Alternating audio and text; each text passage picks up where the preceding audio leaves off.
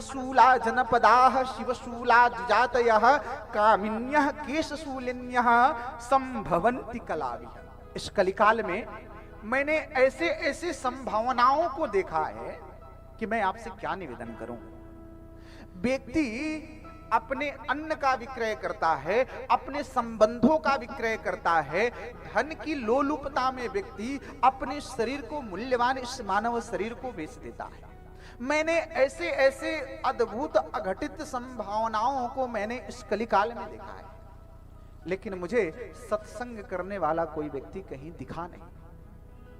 इतना तो छोड़ दीजिए, इस संसार में व्यक्ति के घरों में समरसता नहीं है, आपस में सामंजस्य नहीं है। इस कलयुग की बड़ी विचित्रता है।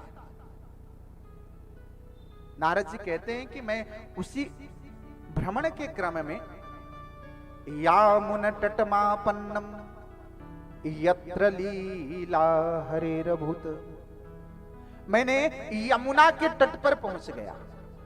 और वो यमुना का तट कौन सा? जहां भगवान श्री हरि ने श्री कृष्ण अवतार में आकर के अनंत लीलाओं को किया। ऐसे श्री वृंदावन धाम में मैं यमुना के तट पर पहुंच गया। बोलिए वृंदावन धाम की। आप सब जयकारा बहुत धीरे लगा रहे हो, और जयकारा जोर से लगानी चाहिए। इसलिए जोर से लगाना चाहिए कि आपकी आवाज ठाकुर जी तक पहुंचे।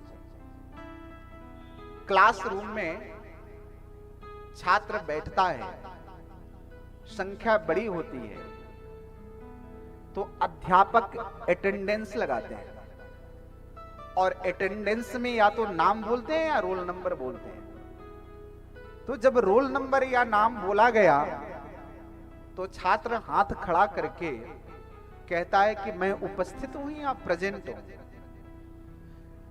उसके बोलने की आवाज अध्यापक तक पहुंच गई तो उस रजिस्टर में उसकी प्रेजेंट लग जाता है, और यदि उसने नहीं सुना तो वो अब्सेंट हो गया।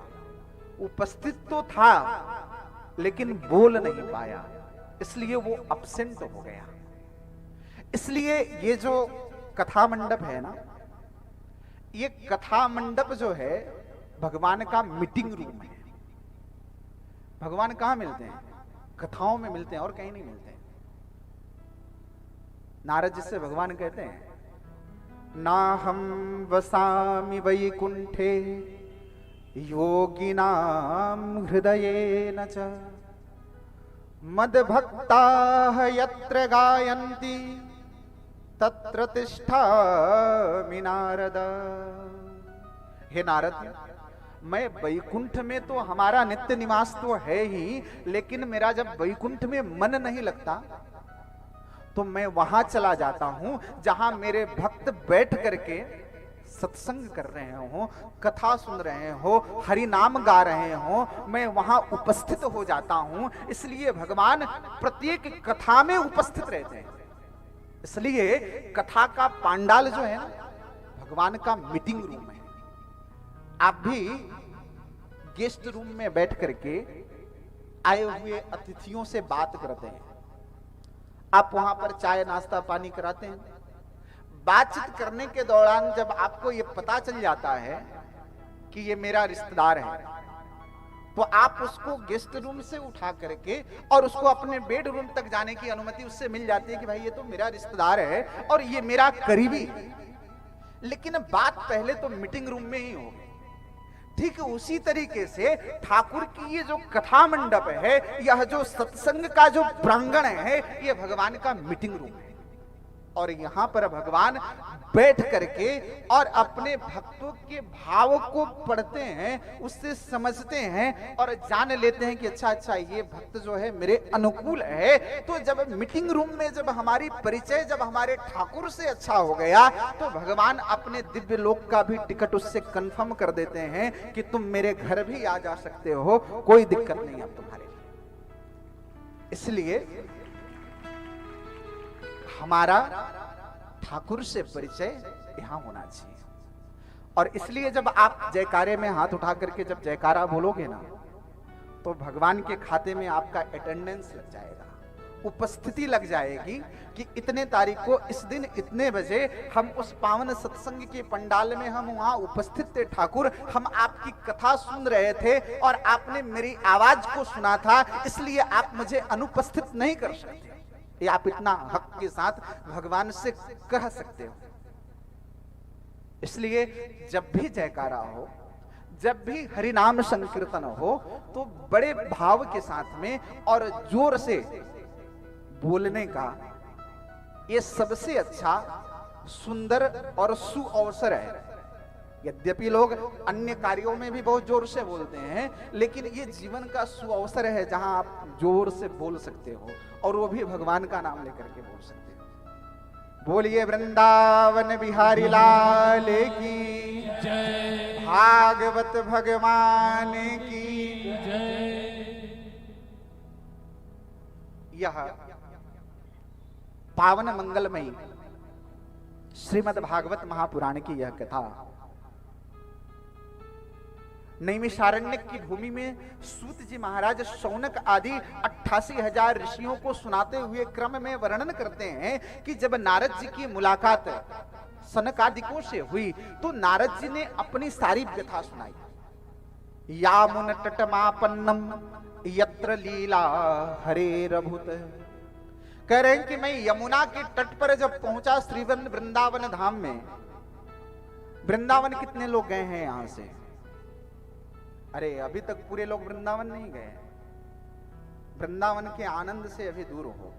और देखो, वृंदावन धाम तो वो है कि जिसने एक बार चला गया फिर उसका मन वृंदावन में रह जाता है। शरीर भले ही घर में हो, लेकिन मन वृंदावन में ठाकुर जी रख लेते हैं। बस एक बार वो परिधि में प्रवेश तो कर जाए, फिर वापस नहीं जा पाता।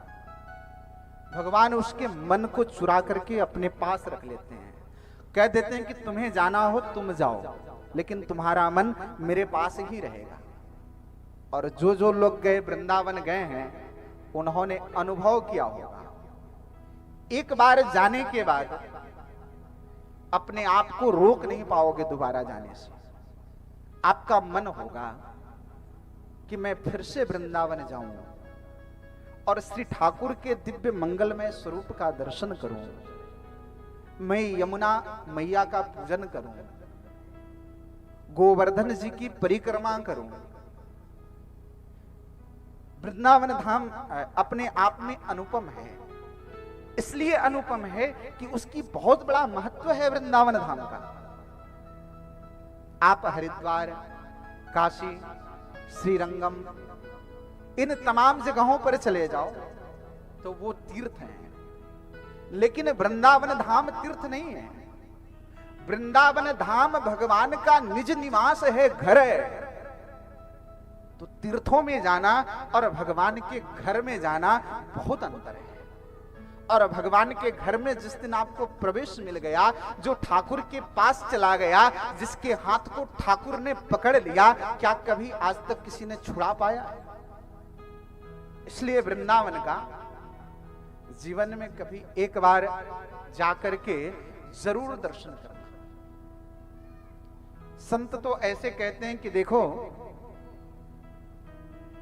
जो दिमाग से बीमार हो उसको तो आगरा आदि शहरों में ठीक किया जाता है, लेकिन जो दिल का बीमार हो उसका इलाज तो वृंदावन में ही होता है। वो वृंदावन धाम है जहां जाने के बाद व्यक्ति सब कुछ खो जाता है, याद नहीं रह पाता। ऐसे ऐसे संत जो वृंदावन में आए और वृंदावन के होकर के ही रह गए, वापस कभी गए ही नहीं। उस वृंदावन के रज की ऐसी महत्व है कि जब ऊपर पड़ जाए तो आप क्या हो स्वयं ही खो जाओगे, पता ही नहीं चलेगा। आपके बगल से कितना बड़ा ज्ञानी निकल गया, आपके बगल से कितना बड़ा अरबपति निकल गया, पता ही नहीं चलेगा। उस ब्रज की मिट्टी में, उस वृंदावन में भेद ही नहीं है, सब एक जैसे दिखेंगे। और सबके मुख पर सिर्फ एक नाम होगा, और वो सिर्फ नाम श्री किशोरी जी का होगा, श्री राधा रानी का होगा। बोलिए श्री राधा रानी सरकार की जय। वो वृंदावन का धाम है जहां पर नारद जी पहुंच गए। अब नारद जी जैसा विरक्त संत, वृंदावन क्या है? रस की भूमि है, विरक्तों की भूमि नहीं है, वो रस की भूमि है। वहां आनंद है, वहां रस है, वहां हरि कीर्तन में भी आनंद है।